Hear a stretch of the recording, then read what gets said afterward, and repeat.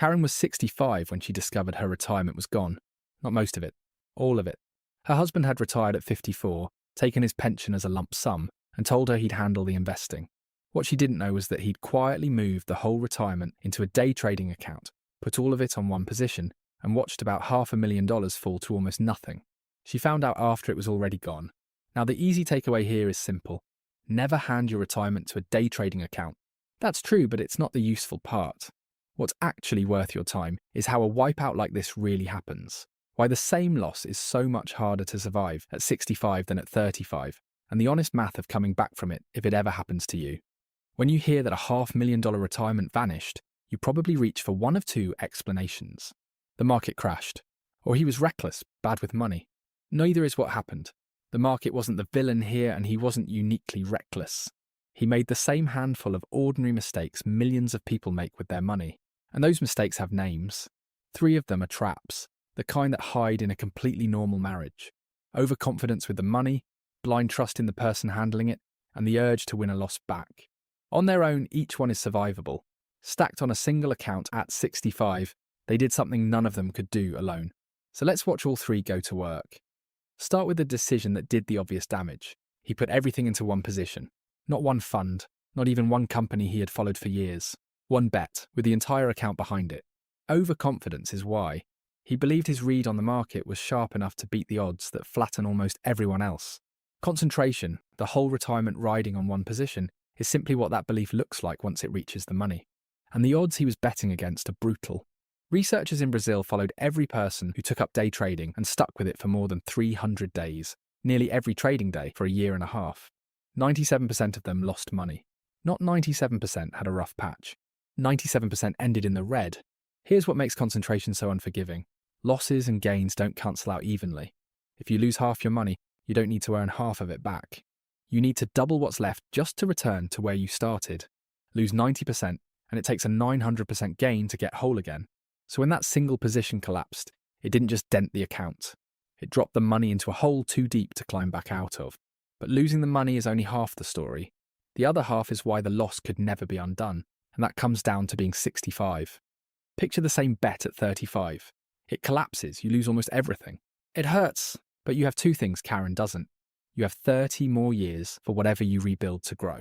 And you have 3 decades of paychecks still coming in to refill the account. At 35, a wipeout is a hard lesson. At 65, it's closer to permanent. There are no more paychecks funding the account, and no 30-year runway for growth to bail you out. Time is what compounding runs on, and at 65, you simply don't have enough of it left. This is what the industry calls sequence of returns risk, the real reason a late loss lands so much heavier than the same loss when you're young. Hold on to that, because it's also why the recovery math later is tighter than it looks. So that's the first trap. Here's the second, and it's the one almost nobody sees coming, because it doesn't look like a money mistake at all. In Karen's house, the jobs were split. She ran the daily budget, he ran the investments. On the surface, that sounds reasonable, even efficient. Plenty of couples do exactly this. But here's the important part. Karen didn't bury her head in the sand. She handed the money to someone she trusted and never asked for it back.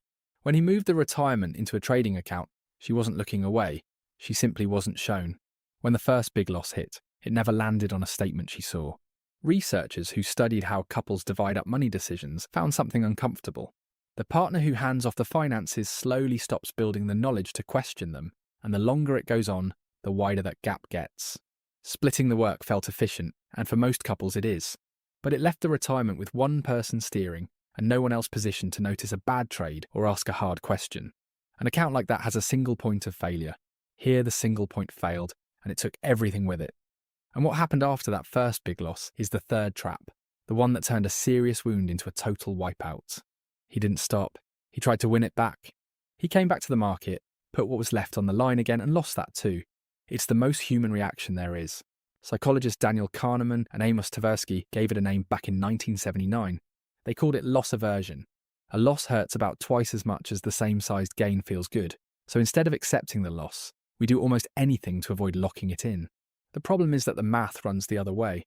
Every loss leaves you with a smaller base, and a smaller base needs a bigger percentage gain just to break even. So chasing a loss means swinging harder from a weaker position at the exact moment you can least afford to be wrong. Instead of climbing out of the hole, he only dug it deeper. That is how a painful setback became nothing left at all. There's one more piece, and unlike the first three, this one isn't a quirk of the brain. It's a gap in the plan itself, and it's what decided how far the damage could spread. A healthy plan keeps a wall between the money you invest and the money you live on. That wall is an emergency fund. When something breaks, you spend the cushion, and the long-term money keeps working. The retirement had no such wall. The account he was trading was also the money they lived on, so when it fell, there was nothing beside it to break the fall. Now Karen isn't left with nothing, and that part matters. About $70,000 survived all of this, the money her mother left her, and it survived for one reason. It sat completely outside the trading account, never once touched. That inheritance is an accidental version of exactly what an emergency fund is supposed to be. It happened to be walled off, and that's the only reason it's still here. A buffer feels like money doing nothing, right up until the day it's the only thing doing anything, which is why the first move in Karen's recovery isn't investing at all. It's turning that accidental cushion into a deliberate one. So added up, that's $70,000, a paid-off $300,000 house, and a job paying about $25,000 a year. Here's the plan she got when she called into the Ramsey show. Then we check whether the math holds up. First, take $20,000 of that $70,000 and make it a real emergency fund, deliberately walled off this time. Invest the other $50,000. Then the big move. Sell the paid-off house, buy a smaller place around $150,000, and invest the roughly $150,000 that frees up. Add that to the $50,000, and she has about $200,000 working for her.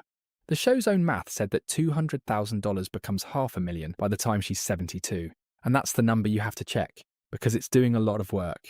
To turn $200,000 into $500,000 in 7 years, you need a return near 14% every single year without one bad one. Even at a very optimistic 10 to 12%, you land somewhere between about $390,000 and $440,000, not $500,000. Run it at a more honest number. The roughly 7% a stock-heavy portfolio has averaged after inflation over the long run, and $200,000 grows to about $321,000 by 72. At first that sounds like the dream just got smaller. It didn't, because Karen was never going to spend the $500,000. She was going to spend the income it throws off. There's a rule of thumb from a 1994 study by Bengen, later confirmed by the Trinity study, that you can pull about 4% from a portfolio in the first year and reasonably expect it to last 30 years. 4% of $321,000 is around $1,070 a month. Now add the rest of her floor. A job paying about $2,000 a month. Social Security, which for the median retiree runs about $1,750 a month. Even before she touches a dollar of the portfolio, that's roughly $3,750 a month coming in, with the portfolio closer to $4,800. She earned about $50,000 a year in her old career. Debt-free in a paid-off condo, she can rebuild an income that lands right back around there. And notice what did the heavy lifting. Not the trading account. Not a clever pick. The house. Keep it, and she's investing just $50,000. Left to grow at that same 7%, that becomes about $80,000 by 72, and 4% of it is only around $270 a month. Selling the house is what turns that $270 into the $1,070 we just calculated, 4 times the income from 4 times the base. So the strategy she was handed is genuinely sound. The house really is her strongest lever. Only the timeline was too optimistic, and that's the honest correction. Plan for 7%, not 12, and it still works. It just takes patience and a realistic return.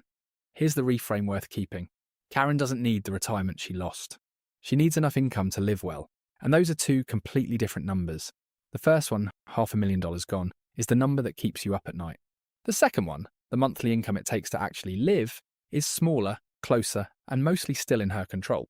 None of the 3 traps that emptied her account were exotic.